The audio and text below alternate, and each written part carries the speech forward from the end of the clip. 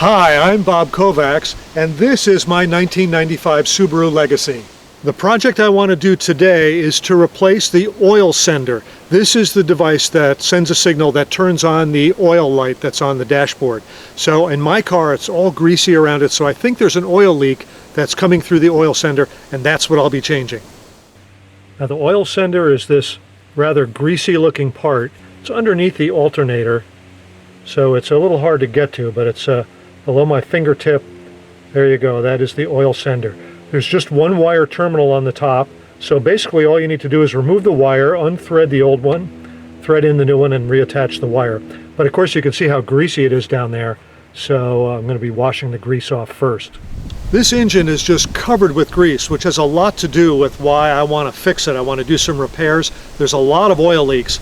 So your friend in washing the engine clean is brake cleaner. I like to use brake cleaner to help wash the oil off the engine. I know it says brake cleaner, but it's great with washing oil and grease off of engines. Now this is what is the stuff that's easy to get. This is it's non-chlorinated. This is a non-chlorinated formula. This is the chlorinated formula. This is much harder to get. When you smell this stuff, it smells like the clothes you get back from the dry cleaner. So I think this is actually the same stuff they use for dry cleaning fluid. This is not. This uses hexane and also some organic compounds. This stuff is generally not flammable. This stuff is flammable, so you got to be kind of careful when you use it.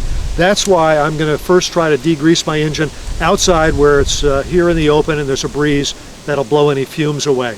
This stuff is hard to come by. I have very little of it left, but I always look for it when I go to the store. I've got plenty of these to get the job done. So let's get started.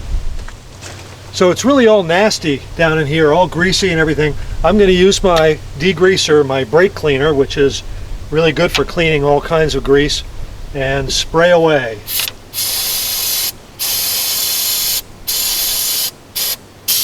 There's also some grease over here on this intake. I've got a piece of cardboard underneath me that's collecting the grease, I hope. It turns out that that oil switch is easy to get out while the alternator's in place, but it's hard to get the new one back in. So I'm going to have to move the alternator. That sounds like a lot of work, but it's really not very hard. There's 3 bolts here that cover the belts that are belt safety guards. So I'm going to remove these. They require a 10mm socket, which is what this is. Once I get it off, then there are 3 12mm sockets that I'm going to have to, 12mm bolts that I'm going to have to use to loosen the alternator and then tip it out of the way. It just takes a moment, and it really will make the job go much faster.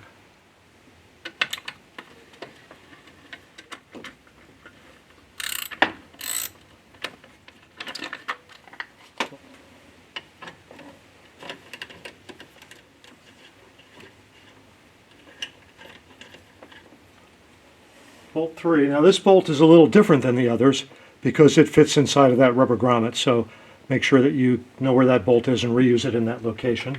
Now this doesn't come off because it's held in over here by this pivot bolt for the alternator. So once I loosen it, then this guard will come off very easily.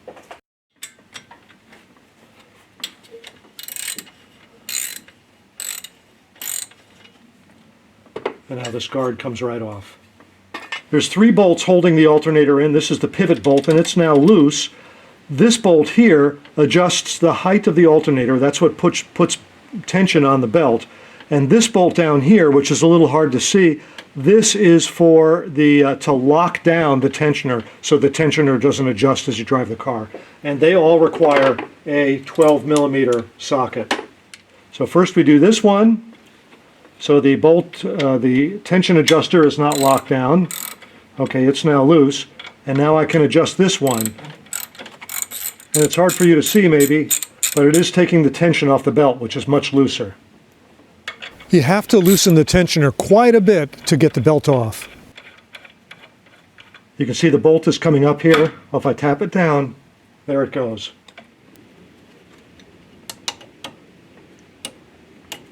And now the belt is off.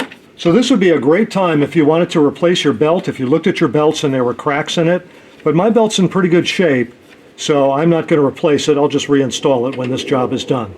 So now what I'm going to do is I'm going to remove this bolt down here.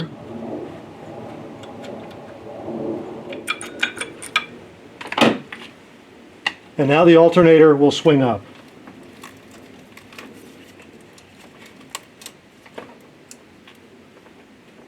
Okay, the part that's on the car, this is the original oil sensor switch. That part has a diameter that's a 24 millimeter socket is what it requires. The new part that I got requires a 26 millimeter socket. I do have a 24, I didn't have a 26. So what I did was I went out and got an 1/16" socket, which fits the new part perfectly. But to get the old part off, I need to use a 24 millimeter socket. I don't have a 24 millimeter deep socket, so since I'm throwing this part away, I'm going to pound this tab here on the end down so that I can use my normal depth socket. And here's my 24 millimeter socket.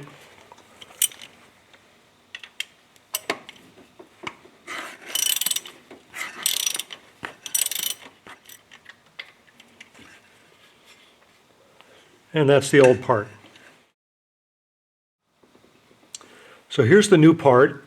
I'm going to go ahead and thread it in by hand. Now I'm going to tighten it with my 1/16" socket, which is a deep socket, which will fit over it, no problem.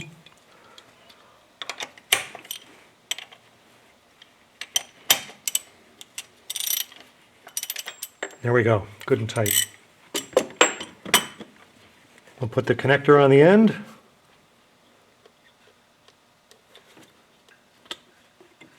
And that's reattached. With the oil sender switch reinstalled, the remaining tasks are to put the alternator back in place, put the belt on and tighten the alternator belt to the proper tension, and then put the belt covers on, and then the project is done. I'm Bob Kovacs. Thanks for watching.